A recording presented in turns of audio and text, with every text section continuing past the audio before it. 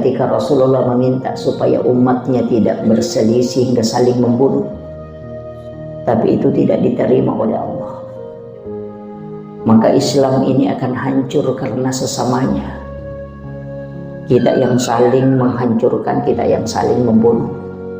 Karena itu yang tidak diijabah oleh Allah. Makanya kalau Islam sekarang ini sudah mulai muncul pertentangan, fitnah sudah di sana sini sudah mulai muncul.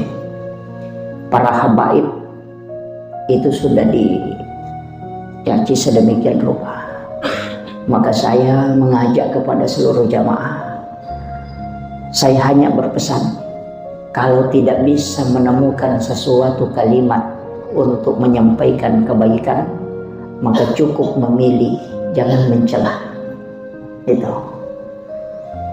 Jadi kalau tidak ada lagi kata yang baik untuk kita sampaikan, cukup jangan mencela. Kalau mau selamat. Sekarang kan muncul banyak celaan.